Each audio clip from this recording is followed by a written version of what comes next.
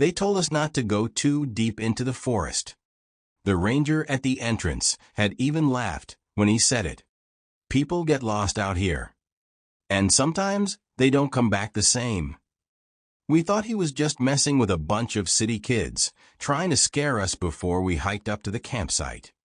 Darren, the loudest in our group, rolled his eyes and muttered something about classic horror movie setups. I should have listened to the ranger. I should have taken him seriously.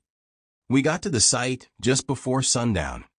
It was perfect, secluded, just enough space for our tents, and surrounded by towering pines. As a fire roared to life, we passed around a bottle and swapped ghost stories, each one trying to outdo the last. The mood was light, almost too light, like we were daring something to happen. Then the noises started. At first it was just the wind, or so we thought. The trees whispered, rustling with something unseen. Then came the crunching. Slow, deliberate footsteps circling the campsite. We shone our flashlights into the trees, but there was nothing. Darren, ever the skeptic, stood up and threw a rock. If you're trying to mess with us, you can come out now. Silence. Then laughter. But it wasn't ours. It was faint, distant, a woman's laugh carried through the trees. Soft. Amused. We stared at each other, our breath visible in the cold air. Just some hiker messing with us, Darren scoffed, but his voice was a little less sure. That night, I couldn't sleep. The fire had burned down to embers, and the forest was eerily still. I lay in my tent listening, waiting. Then I heard it. A whisper just outside the fabric. Come out. I bolted upright, my pulse pounding. Footsteps moved past my tent, slow and dragging, like something heavy was being pulled along. I held my breath, waiting for it to stop, but it didn't. It circled the campsite, again and again. Then, Darren screamed. I scrambled out of my tent. His sleeping bag was empty, unzipped. His boots were gone. The others woke up, panicked. Flashlights cut through the dark as we called his name. Then we saw him, standing at the tree line. His back was to us, his feet bare on the frozen ground. He didn't move, didn't respond. Darren? I stepped closer. That's when he turned. His face was pale, his lips moving, but no sound came out. His eyes. They weren't right. Hollow. Wrong. Then he whispered, "She's watching." I looked past him, into the trees. A shadow stood between the trunks. Tall. Unmoving. Watching. No features, no face, just darkness shaped like a woman. My blood ran cold. I reached for Darren, but he took a step back. She called me. His voice was distant, like he wasn't fully there. Then he walked into the trees. We ran after him, but no matter how far we went, we couldn't find him. The forest stretched endlessly, every tree looking the same. The laughter returned, echoing through the night. By sunrise, Darren was gone. The rangers searched for days. No sign of him. Nothing. But they weren't surprised. They always come back, one of them said, shaking his head. A week later, I woke up in my apartment to the sound of footsteps in the hall. I knew I had locked the door. When I turned over in bed, my window was open. And on the glass, there was a handprint. A bare, cold handprint. I haven't gone camping since. I don't go camping anymore. Not after what happened to Kevin. It was supposed to be a weekend away from everything. Just me, Kevin, and Mark, 3 old friends, some beers, and a lake so still it looked like glass. We hadn't seen each other in a while, and this trip was meant to bring us back together. No phones, no stress, just us and nature. The first night was perfect. We fished, made a fire, and talked about stupid things we did back in high school. Everything felt normal. safe. But that changed when Kevin saw something in the water. There was a face, he said, staring out at the black surface.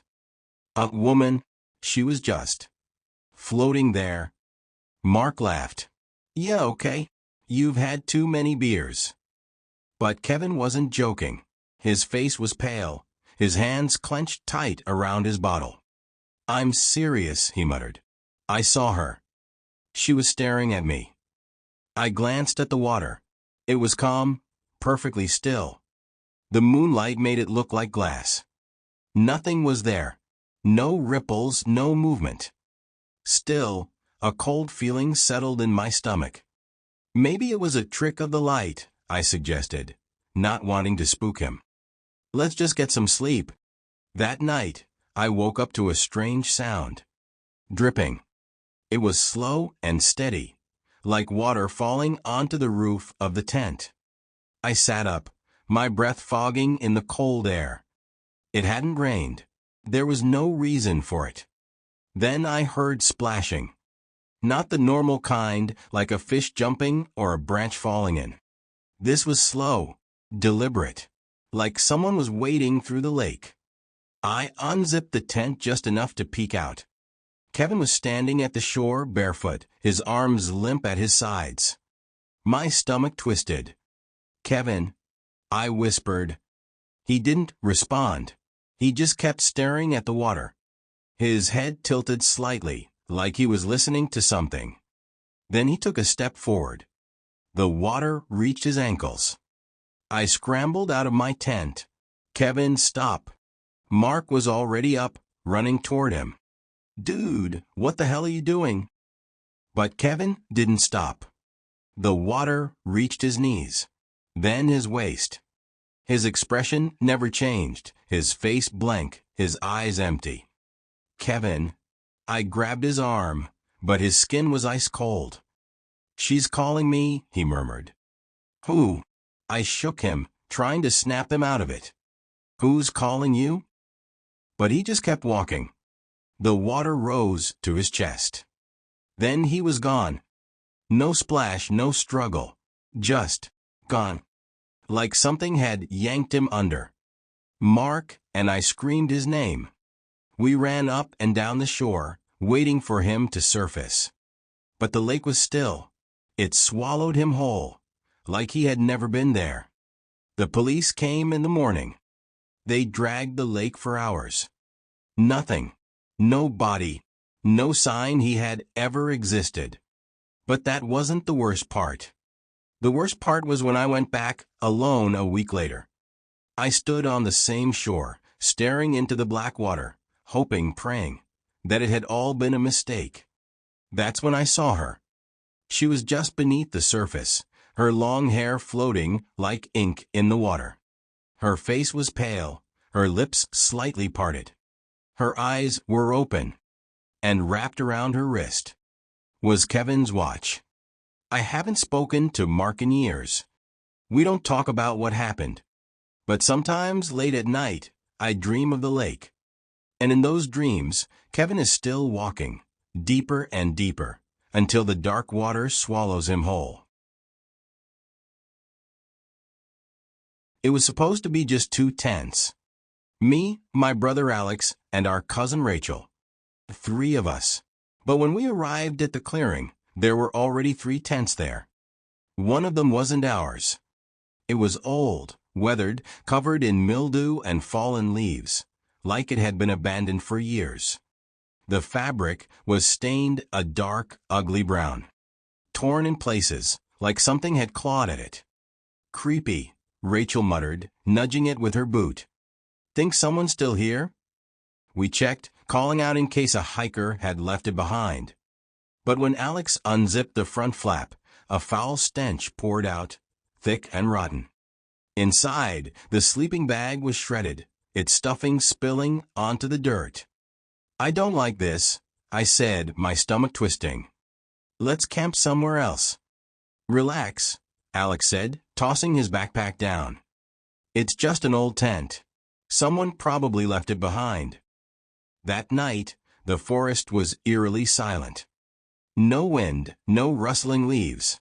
Just the soft crackle of our fire. Then we heard the zipper. Not ours. I froze. The sound was slow, deliberate. The old tent's entrance was peeling open. Rachel's breath hitched. Is someone in there? We shone our flashlights at it. Nothing. The flap hung open, black and empty inside. A cold breeze swept through the clearing, carrying the smell of something rotten. Alex stood, grabbing a stick from the fire. I'll check. Don't, I whispered. But he was already stepping closer. He crouched in front of the old tent, poking inside with a burning stick. His face scrunched up. There's something in here. A long, scraping sound echoed from inside, like nails dragging against fabric. Rachel grabbed my arm. We need to leave. Alex took a step back. Yeah, okay. Let's. Then the hand shot out. Thin, pale fingers with nails too long, too sharp. It grabbed Alex's wrist. He screamed, yanking back, but it held tight.